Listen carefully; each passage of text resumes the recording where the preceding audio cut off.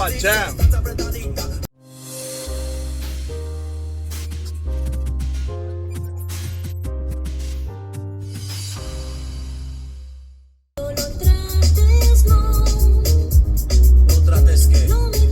Hey guys, what's going on? How are you? Andy, Superfounder, CEO, Y2K Credit Solutions.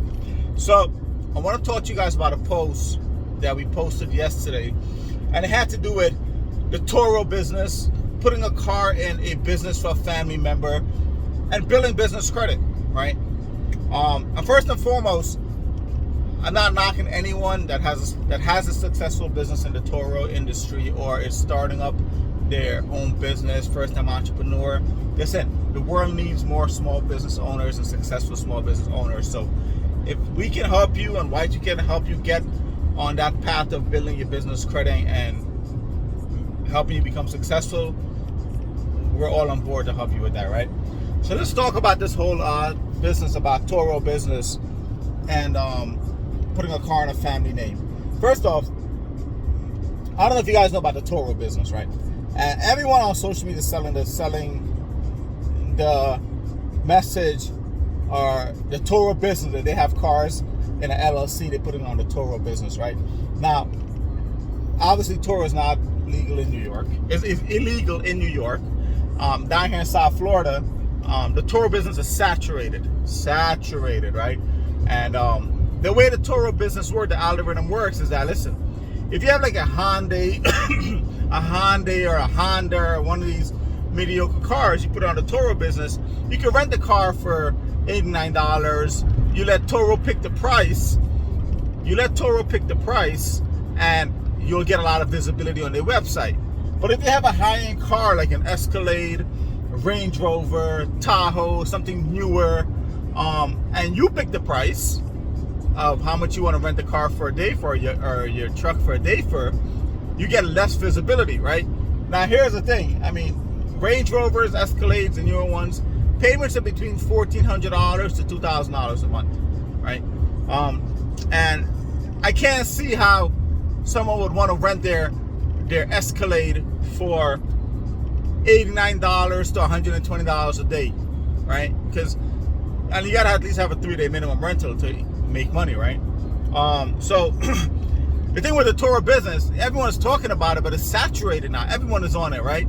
And I know quite a few people that say that they have their cars on Turo. They're making a whole lot of money on social media. They're saying that, but when I speak to them, they're actually not, right? Here's the thing.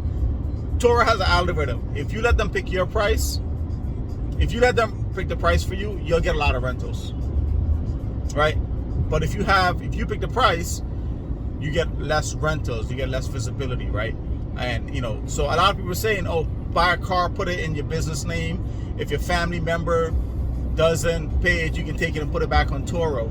That's not necessarily true that you're gonna break even or even make a profit. You may still have to come out of your pocket at the end of the month or some months to make up the difference of the payment, because if you're in a car that's $1,600 a month and you're gonna go with the Turo, pick the price, and Turo said, look, we'll rent your car for $89 a day, 3-day minimum, and you rent it maybe 2-3 weeks out of the month. How much are you really making, right? And are you even making enough to cover the car payment and the insurance? But here's the thing I want to talk to you guys about. Everybody's selling a program, and everyone's using the Turo as the cover of business to sell you their class, sell you their program, sell you their package. End of the day, these guys don't give a shit. They're selling you a program for $399. They're selling you this dream. You're buying it, and whatever you do after that's on you. It's not them. They got the $300 to send you this package because they made it look glorified that Turo business is making all this money and they have all these cars on Turo. I always say trust but verify, and do your research, because you don't want to go putting a car in your name or your company name for someone. 6 months later, they can't pay it. Now you're stuck with that nut and that responsibility to pay. Now, if your business slows down, you got to find money to pay that, right? As far as the relationship with a family member, or listen, if we're family, friends, I don't do anything for friends or family. I don't get involved with it. Keep it separate, because I don't want to be responsible for that.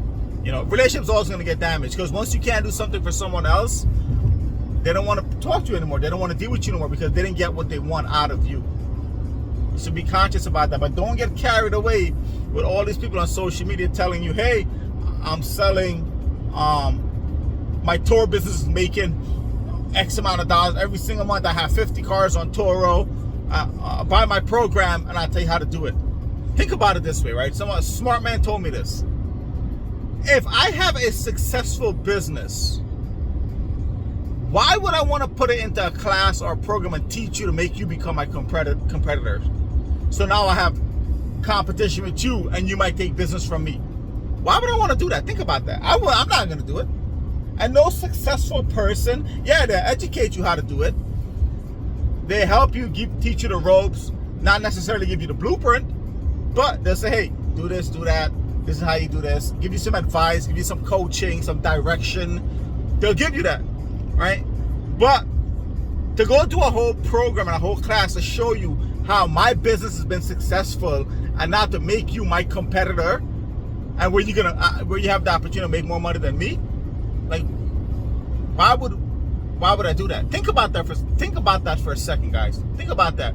Not just to show you how everyone's just trying to sell a program and everyone is so easily manipulated on social media about getting into a business and being an entrepreneur, right?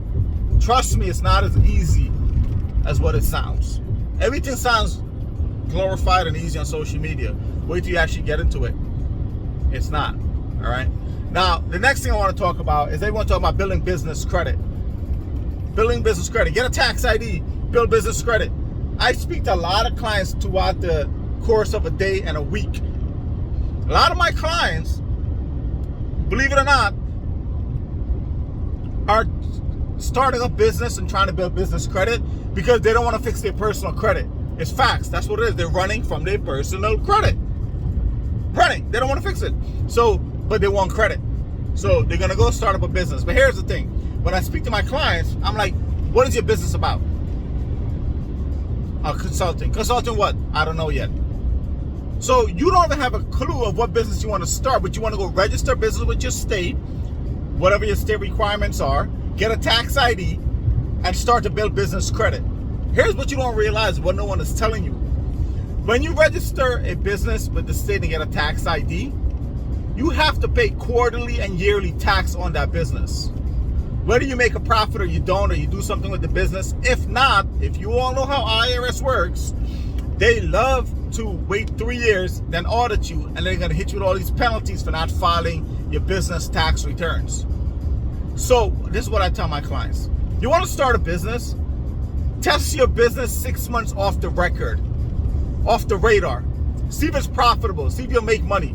See if you can reduplicate it every month. See if you can keep that same amount of money coming in every month or grow it. If you can't, don't go registering a business, getting a tax ID, and starting up a whole new can of worms and creating debts that you can't get yourself out of because you're already in debt with your personal credit. Now you're going to add debt to your tax ID. And the thing with banks, everyone is saying, oh, hey, you can open credit cards with banks. Banks have caught on to this whole thing of people trying to fix their business, people trying to open business credit to get business credit card.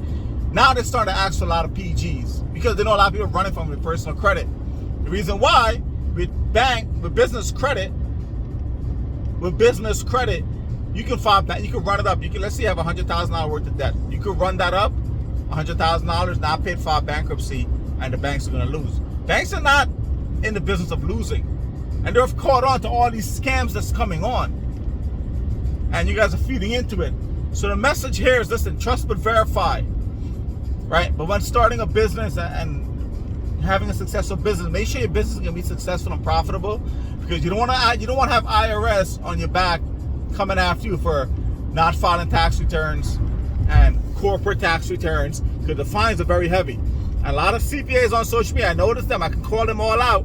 They're not telling you that. They're also selling you their program. Everyone is selling a program, a class.